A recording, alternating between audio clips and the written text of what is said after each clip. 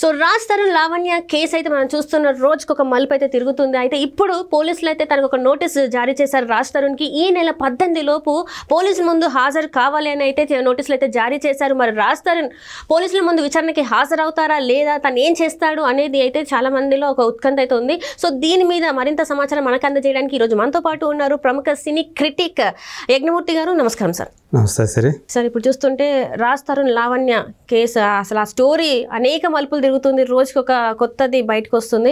ఇప్పుడు పోలీసులు అయితే తనకి ఒక నోటీస్ అయితే జారీ చేయడం జరిగింది. ఈ నెల 18 లోపు పోలీసుల ముందు హాజరు కావాలి విచారణకు అని చెప్పేసి అయితే మరి నోటీసులు జారీ చేశారు. ఇప్పుడు మరి రాజ్ తరుణ్ ఈ నెల 18 లోపు పోలీసుల ముందు హాజరు అవుతారా, లేకపోతే ఇంకేమన్నా లూప్ హోల్స్ వెతుక్కొని జారుకునే ప్రయత్నం చేస్తారా? ఖచ్చితంగా ఇప్పుడు ఏదైతే నార్సింగ్ పోలీసులు జారీ చేశారో భారతీయ న్యాయ సంహిత 45 అనే సెక్షన్ కింద రాజ్ తరుణ్కి వాళ్ళు నోటీసులు పంపారు. సో ఖచ్చితంగా తను 18 లోపల పోలీసుల ముందు హాజరు కావాల్సిందే, వేరే మార్గం లేదు. కాకపోతే అతను ఇచ్చినటువంటి ఏదైతే అతని మీద కేసులు ఫైల్ అయ్యాయో 3 సెక్షన్ల కింద మనకు తెలుసు, 420 కేసు, చీటింగ్ కేసు, అలాగే 506 అనే ఒక కేసు, అలాగే 493 వంచించి పెళ్లి చేసుకుంటానని చెప్పి వంచించి తనకు గర్భం వచ్చేసి తర్వాత అబార్షన్ కూడా చేయించాడు అని చెప్పేసి ఏవైతే ఉన్నాయో వీటి మీద 3 సెక్షన్ల కింద అప్పుడు కంప్లైంట్ చేయటం జరిగింది. సో ఇప్పుడు నార్సింగ్ పోలీసులు కూడా వాళ్ళు దర్యాప్తు చేస్తూ విచారణలో భాగంగా ఇప్పుడు రాజ్ తరుణ్కి నోటీసులు పంపారు. సో ఏంటి నీ సమాధానం అని చెప్పి.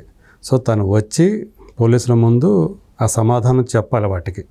సో తన దగ్గర ఏముండయి, అందులో తన తప్పేమీ లేదని చెప్పేసి నిరూపించుకోవడానికి ఇద్దరు, అంటే నేను మోసం చేయలేదు మా ఇద్దరు ప్రమేయంతో, ఎందుకంటే తను కూడా ఆల్రెడీ మీడియా ముందుకు వచ్చి చెప్పున్నాడు, ఒకప్పుడు మేము కలిసి ఉన్నమాట నిజం, ఆమె నాకు హెల్ప్ చేసిన మాట నిజం, కానీ ఇప్పుడు నేను కలిసి లేను.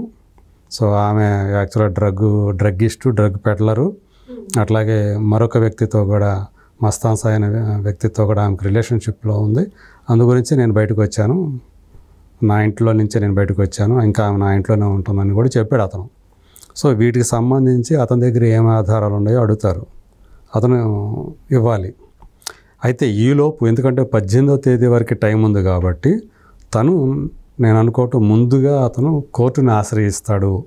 కోర్టు నుంచి పోలీసులు తనని అరెస్ట్ చేయకుండా ముందస్తు బెయిల్, యాంటిసిపేటరీ బెయిల్ పొందుతాడు అని చెప్పి దానికోసం ప్రయత్నం చేస్తాడు అని చెప్పేసి నేనైతే అనుకుంటున్నాను.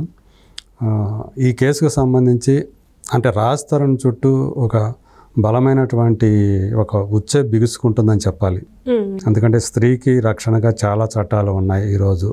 పైగా తను 10 సంవత్సరాల పాటు మేమిద్దరం కలిసి జీవించాము, గుళ్ళో పెళ్లి చేసుకున్నాము, అలాగే మా ఇరువురు కుటుంబాలు కూడా కలుస్తూ వస్తున్నాయి అని ఆమె 1 కాదు 2 కాదు 100ల సంఖ్యలోనే, అంటే మోర్ దాన్ 100. సో అన్ని ఆధారాలు, ఫోటోలు కానివ్వండి, వీడియో క్లిప్పింగ్లు కానివ్వండి, ఇవన్నీ కూడా ఆమె పోలీసులకి సమర్పించారు ఆల్రెడీ. సో చూస్తూ ఉంటే ఆమె సైడ్ నుంచి కేసు బలంగానే ఉంది. బట్ రాజ్ తరుణ్ మరి ఏం చేస్తాడు, ఆయన పెట్టుకునే లాయర్లు ఎవరైతే ఉండారో, సో చాలా పెద్ద లాయర్లనే, పేరు పొందిన లాయర్లనే తను పెట్టుకున్నాడు అని చెప్పేసి మనకు అందినటువంటి సమాచారం, వాళ్ళని సంప్రదించాడని. అది కూడా ఒక పేరు పొందినటువంటి రాజకీయ నాయకుడు అయినటువంటి ఒక లాయరు. సో ప్రస్తుతం రాజ్ తరుణ్ తరఫున ఆ లాయరు ఏం చేస్తాడు, ఏం చేయబోతున్నాడు అనేది కూడా మనం చూడాల్సి ఉంది. మనకు అందుతున్న బట్టి సమాచారం ప్రకారం రాజ్ తరుణ్ కోర్టుని ఆశ్రయించి ముందస్తు బెయిల్ తీసుకునే అవకాశం ఉంది. అంటే తనను విచారణ, అతను అన్ని జాగ్రత్తలు ఈ లోపల తీసుకునే అవకాశం ఉంది. మనందరికీ తెలుసు, అతను ఒక్కసారి మాత్రమే మీడియా ముందుకు వచ్చాడు. ఈ 10 రోజుల పైన అయింది. ప్రతిరోజు లావణ్యకు సంబంధించి ఏదో ఒక అప్డేట్ వస్తుంది, కానీ రాజ్ తరుణ్ నుంచి మాత్రం ఒకసారి తను స్వయంగా వచ్చి మీడియా ముందుకు వచ్చి ఒకసారి చెప్పిన సందర్భం మాత్రమే ఉంది. ఆ తర్వాత నుంచి అతను సైలెంట్గానే ఉన్నాడు.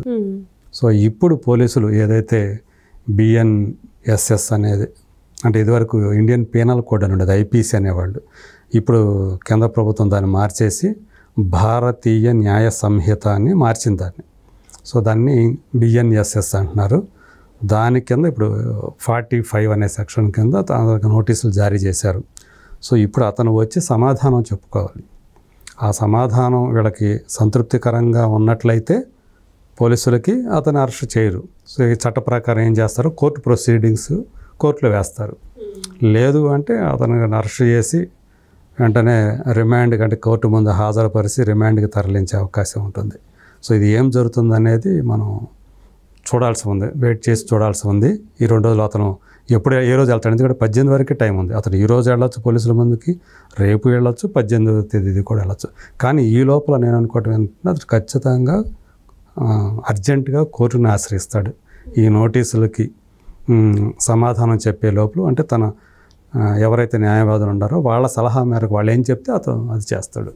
బహుశా నేను కోర్టును ఆశ్రయిస్తాడు ముందుగా అనుకోండి. అంటే ఇక్కడ ముందు మనం చూసినట్టయితే నాన్ బెయిలబుల్ అని చెప్పేసి మనం చెప్పాము.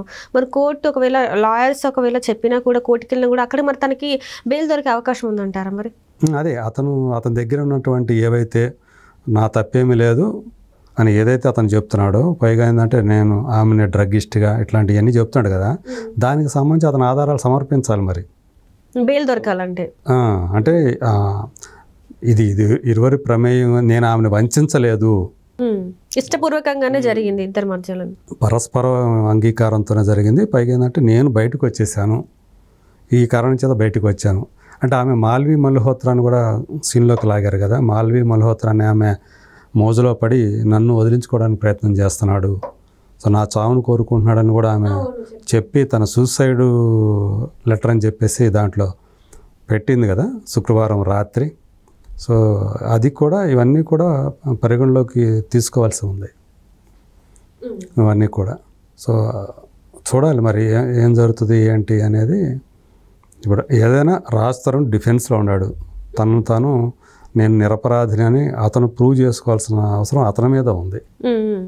కానీ ఇప్పటి వరకు ప్రతిరోజు లావణ్య వచ్చి లాయర్లతో కూడా తను ప్రెస్ మీట్లు పెడుతుంది, అన్ని ఇంటర్వ్యూస్లో చెప్తుంది, తను గట్టిగా మాట్లాడుతుంది. అండ్ ఇంకొకటి ఏంటంటే ఎవరైతే ఈ మస్తాన్ సాయి సంథింగ్ ఎవరైతే వ్యక్తి ఉన్నారో ఆ వ్యక్తి లేడు కాదు, అసలు తన మీద కేసు ఫైల్ చేసింది అది వేరే ఇష్యూ, కావాలని రాశారు దీనికి పెళ్లి గురించి మాట్లాడినట్టు అని చెప్పేసి అంటున్నారు. మరి ఇక్కడ మస్తాన్ది ఏముంటుంది అసలు? మస్తాన్ గురించి మరి కోర్టు కానీ పోలీసులు కానీ అడిగే అవకాశం ఉందా? అసలు తను కూడా అయ్యే అవకాశం ఉందంటారు? అంటే రాజ్ తరుణ్ అతని పేరు బయట పెట్టాడు. సో దానికి సంబంధించి ఆ తర్వాత ఒక ఆడియో టేప్ను కూడా లీక్ చేశారు రాజ్ తరుణ్ తరపు నుంచి. సో ఏదేమైనప్పటికీ మస్తాన్ సాయి అనే వ్యక్తి ప్రమేయం అనేది ఇతను ఏదైతే చేశాడో ఇతను నిరూపించాలి. అది మస్తాన్ సాయి తోటి ఆమె రిలేషన్షిప్లో ఉందని ఇతను ఆరోపణ చేస్తున్నాడు కదా, దానికి సంబంధించిన ఆధారాలు మీ దగ్గర ఏమున్నాయి?